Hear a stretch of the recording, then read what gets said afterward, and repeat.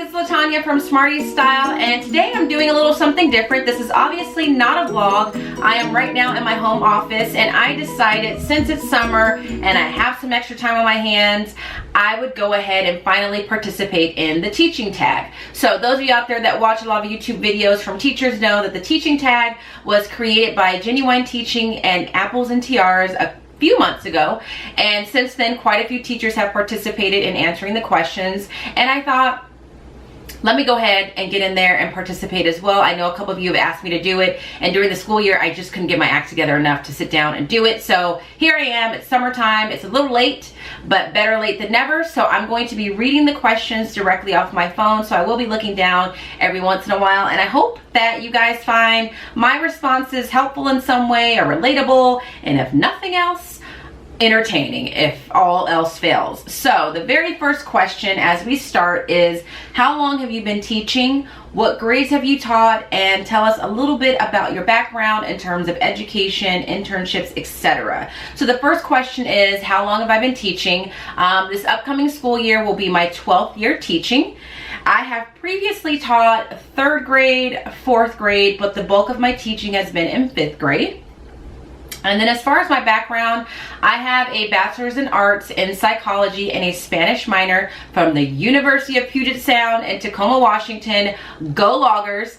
And then I got my teaching credential and a master's in education from Claremont Graduate University here in Southern California. I am from Southern California, so I did go away for 4 years for college, but then I obviously came back, and that's how I ended up here teaching. As far as the second question, the other part of that question was internship, student teaching, things like that. So my credentialing program was a bit of an accelerated program. I think we completed it in about 18 months, if I remember correctly, and it was offered at a time where they were short on teachers in California. So there were a lot of programs that popped up where it was an intern program, which meant you went to classes for the first portion of it, got some student teaching experience, and then when the school year started, you actually worked on getting hired with the school district at a school site, but you were technically an intern because you were not fully credentialed. So as far as student teaching, I had very minimal student teaching experience. Because when I went to college, I did not go to college with the intention of becoming a teacher. So I didn't major in something like liberal studies. I didn't actively seek out substitute teaching to kind of get some experience that way. And I hadn't really spent a lot of time in a classroom. So I didn't do that as an undergraduate. And then with the program through Claremont Graduate University, they do set up student teaching for you, but unfortunately my student teaching experience was not optimal in my opinion. The first problem was the person that I was placed with, or my master teacher, she just was, I think, at the tail end of her teaching life. She was not older, she was younger, but I think for whatever reason she was at a point where she was just completely burnt out on the profession, or burnt out on being in the classroom, or maybe just burnt out on teaching that grade level. It was 1st grade. And it showed. It showed in her teaching, and it showed in her interactions with me. She did not allow me to do any type of teaching. Typically when you student teach, you observe the master teacher for a while, and then they progressively start transitioning you into being the main teacher in that classroom. That never happened for me. I spent almost all of my student teaching time sitting in the back of the room just watching her teach. The only time I got to teach a lesson was when the principal of that school was coming in, and he had to observe me to kind of report back to my program, Claremont, to say, okay, this is how LaTanya was doing, or this is what I observed as she taught this lesson. Aside from that, I was just in the back of the room watching her. So that made it difficult. And then at the same time, my master teacher kind of associated herself with other teachers who just didn't seem to be into it. And so it just there was just this negative air around that group of teachers. And it's sad because when I started my student teaching, it was the beginning of the school year for them. They were on a year-round system. So even though it was summer, it was technically a new school year for them. So you would think they'd be a little rested and a little bit more ready to go, but that was not the case. So I did not connect in any way with my master teacher, and it was very uncomfortable. And there was even a situation where someone at that school called Claremont and claimed that I wasn't showing up to my student teaching assignment, and that just wasn't true. It was awkward. And then a few years ago, I actually ran into my master teacher at the credit union, and I knew who she was. And even though we didn't have the best time together, I still wanted to say, hey, how are you? Kind of check in with her. And she just gave me this look of, either she didn't remember who I was, or if she did, she had no interest in talking to me. So that did not go well for me. I did do, after that, a very small stint of student teaching with some of my other friends who were in the program with me at in kindergarten, and that was much better. And it was exhausting. That little bit that I did in student teaching in kindergarten showed me how exhausting it is to teach kindergarten. So that is my experience. The bulk of my hands-on experience where I developed what I need to do as a teacher really came through as an intern. My first year of teaching, I was just an intern, and I was learning along the way. And it was a little nerve-wracking to start that first day of school knowing, LaTanya, you have no substitute teaching experience, and you have very minimal student teaching experience, and you are now in a classroom, and technically, even though you're an intern, you have all the responsibilities of a regular teacher. This is your class. So, but it worked out, and I'm still alive. I'm here today. The next question is, oh, one second.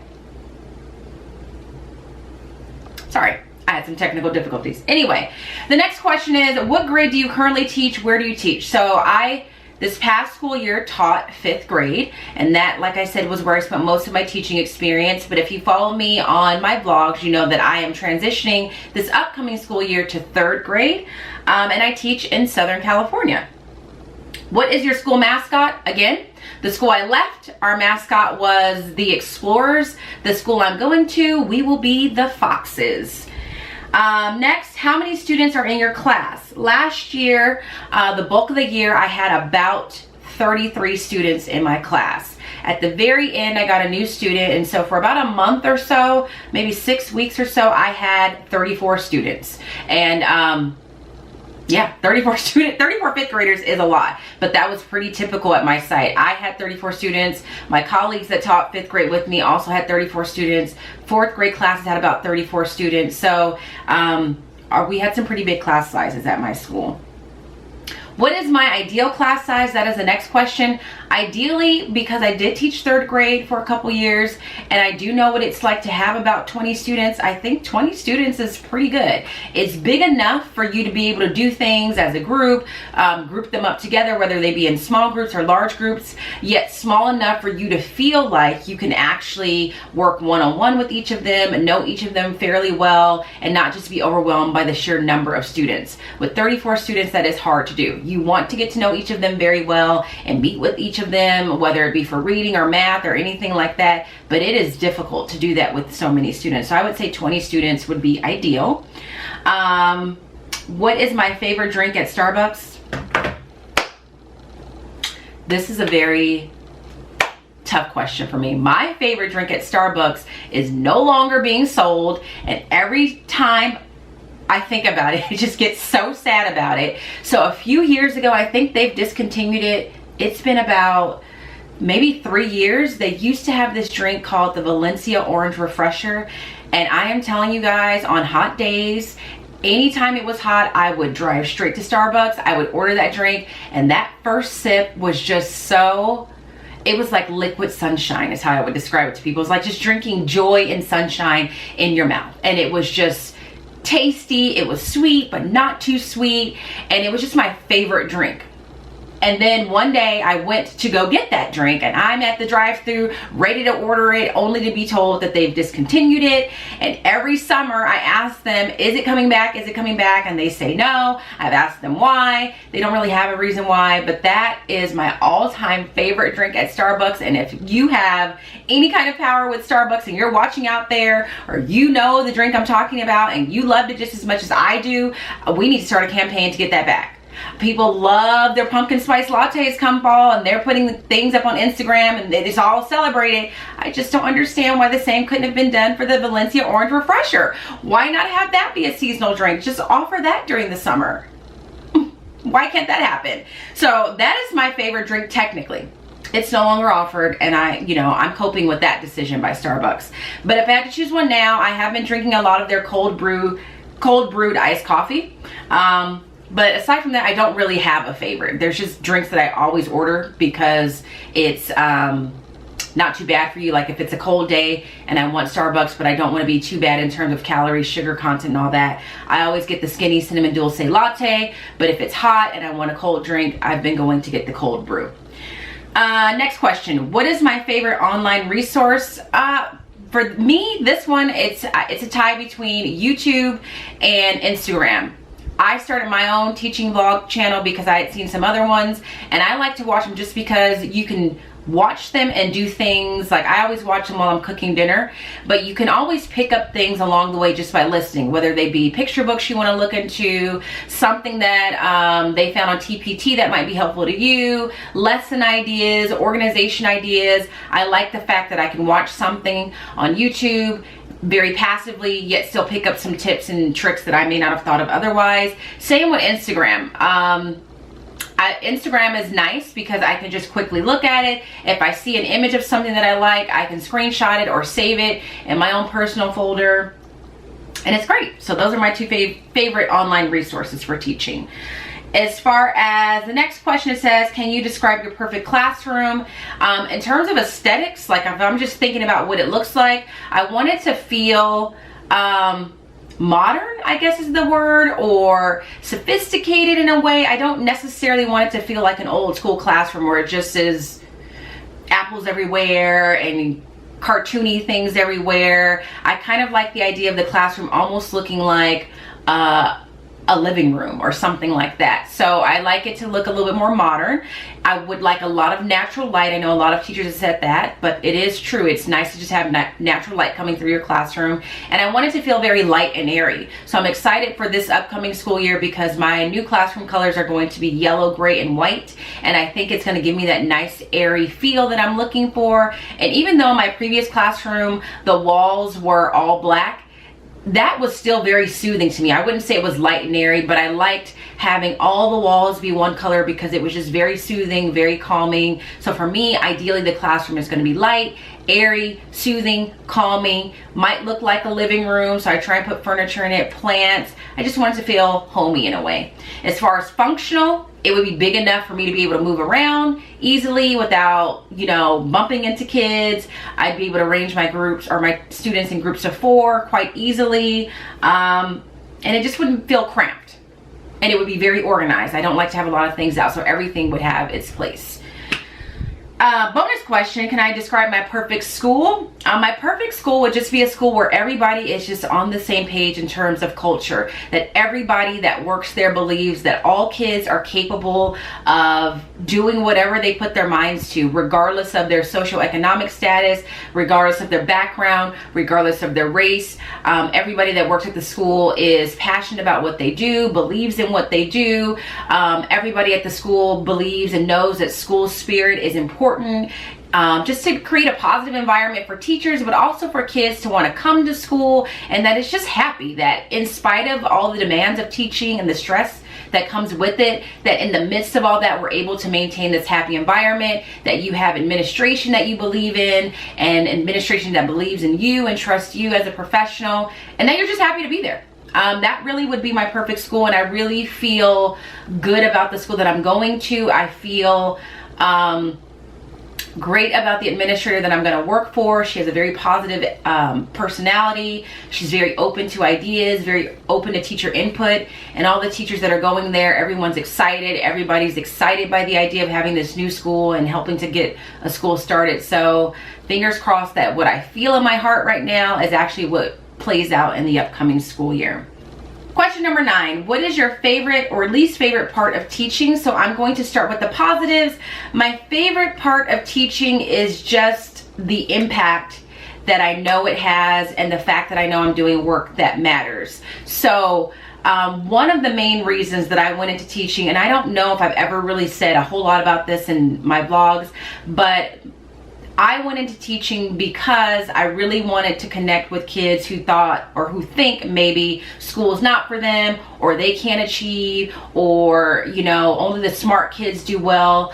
And so that's one of the main reasons why I went into teaching. And I like the fact that with teaching, it matters on so many different levels. It matters because you're helping to educate society. It matters because you're teaching kids how to read and write. It matters because you're a positive role model in a lot of these kids' lives. And it's just work that has an impact. Prior to teaching, I worked for the bank for 5 years. I worked for, at the time, it was Washington Mutual. Now it's Chase. And it was good work. And at the time I was young and I thought, okay, this is a good job. I was on a management track, like great. It sounds great to say I work in banking. The earning potential is great, but I wasn't excited about it. Like I would wake up in the morning and just kind of be very ho-hum about it. And I think it was because it was just kind of like, how many accounts can I open, or how many home loans can I process? It wasn't fulfilling enough for me at that point. And I happened to be opening an account for a customer, and we were talking about things, and she suggested that I look into teaching. And at that point, it just all made sense. And I thought, you know what, I should look into teaching, because teaching for me is a very personal thing. I grew up, and in many ways and in many instances, I got the message from peers that a person of color should not necessarily aspire to do well in school, that was somehow not something that people of color should do, and that by aspiring to do well in school, that you were somehow not being true to who you were culturally. And I just think, and I still think, that that's a very sad mind state for someone to get to. And I don't know if that's still happening I do know to some extent that's still happening today. And so one of my favorite things about teaching is that I am there for kids to see education is for everybody. And I always tell my kids, and my favorite thing about this job is that getting your education is the greatest equalizer out there. Getting your education is something that once you have it, people cannot take it away from you. And I am just happy to be a part of helping someone to get their education, and helping someone to see that I'm just as valuable as the person next to me, regardless. So that is my favorite thing about teaching. I can go on and on about that.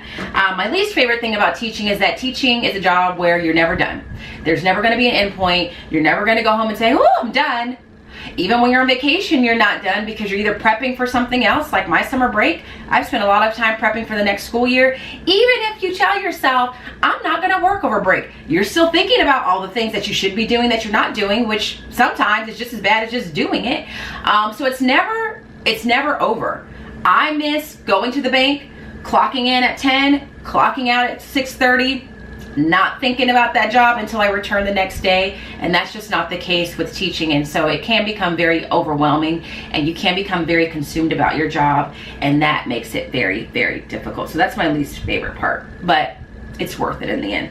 All right, question number 10. The last question is, what is some advice you would give to a beginning teacher, someone who is thinking about going into teaching, or someone who is already teaching? For the beginning teachers, I would just say, you know what, pace yourself. Think about your classroom management. When I say pace yourself, it is so great that there's all these teachers on YouTube now that you can follow, and teachers on Instagram that you could follow, but you want to be careful in comparing yourself as a brand new teacher to those teachers who have 5, 10 more experience than you, basically. And it's very easy to get caught up in, well, they're doing this and I haven't done that at all, or they're transforming their classroom 15 times a year and I can't even figure out how to transfer my classroom one time. So you just want to be careful and know that as a first year teacher, you're not going to have all the answers. And if you think you have all the answers, that's a problem, because that means you think you have nothing to learn. Every teacher has something to learn every year that they're teaching. New teachers especially, because you have to take the time to figure out who you are as a teacher, what is your teaching style, what are your strengths, what are your weaknesses. So while it's great to follow teachers on YouTube and Instagram and get ideas and tips and tricks from them, you want to kind of keep it balanced with, okay, that works for them.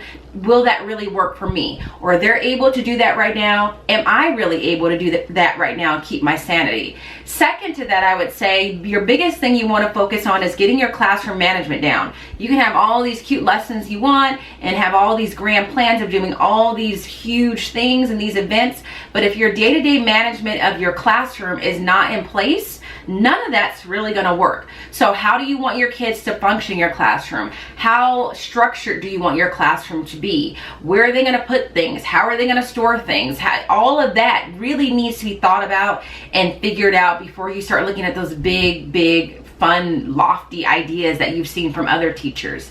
In terms of teachers that are currently teaching and currently experienced, I would say for us, we just have to be willing to always evolve with what's happening.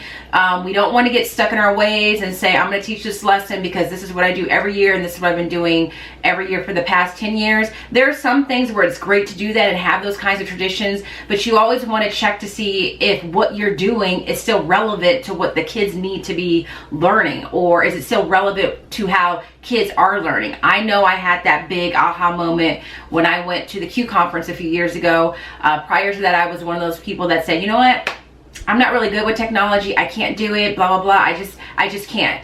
But then I went to the Q conference, which is a tech-based conference out in Palm Springs for us, and left there thinking, you know what, enough is enough. Like, I got to go out there and figure these things out and try my best, because this is where the kids are at, this is where society's at, this is where they're going, and I gotta use what's out there to my advantage and stop running away from it. So just always be willing to evolve. Always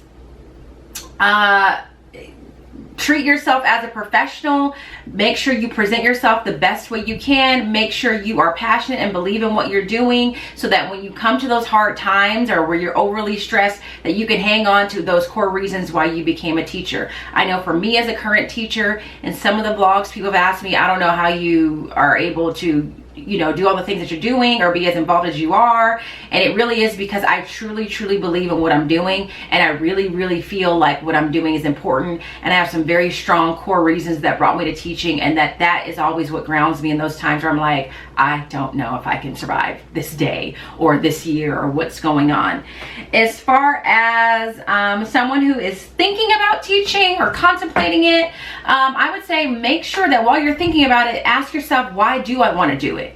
What is it about teaching that makes me want to do it? And I believe, my personal opinion is, your reason for wanting to teach has to be very deep rooted and very strong for you, something that you are very passionate about. So again, for me, my main reason, if I were to be totally honest, my main reason for going into teaching was because I wanted to reach out and be a good example for minorities. I wanted minority children to see, a minority teacher to see that she went to school, she got her degrees, she has a career, she's doing well. It can be done no matter what your background, gender, whatever the case may be. And that is a huge part of who I am as a teacher, what my approaches are as a teacher, and it just keeps me, like I just said, it just keeps me grounded all the time in what I'm doing and why I'm doing it and how I'm doing it. So you got to really know, why do I want to teach? If it's just because we get summers off and winter break, don't rely on that, because like I said, we do get those times off, but we're still working. If it's just because you think it'd be fun and it's cute and blah blah, it is fun and it's cute, but it's a lot of work. So just know, what is that core reason why you want to teach? What drives you to want to teach? What makes you passionate about it? And always hold on to that. Aside from that, I don't know. I don't have anything else to say. I feel like I did a lot of talking, and this video is going to be longer than what I intended it to be. But I hope through it, some of you got to know me a little bit better as a teacher. If there's any additional questions that you have that you would like me to answer, please do. I feel like there's so much more I wish I could have said, but I didn't. If I had to say something to all teachers out there, whether you're new, current, or aspiring, I would just say, just always take care of yourself. That was really the premise of what I wanted to do with this channel. I don't know how well I did with touching on it, but I think teaching is a job where you can burn yourself out really quick, and you have to make yourself a priority. So make sure you're resting, make sure you're eating well, make sure you're exercising, make sure you set some boundaries for yourself, and just make sure you're always passionate about what you're doing. So that's it. I'm gonna stop preaching. I hope you guys are having a great day, and I will be sure to see you guys in my next vlog. Until then, I will see you later. Have a good one, everybody. See ya.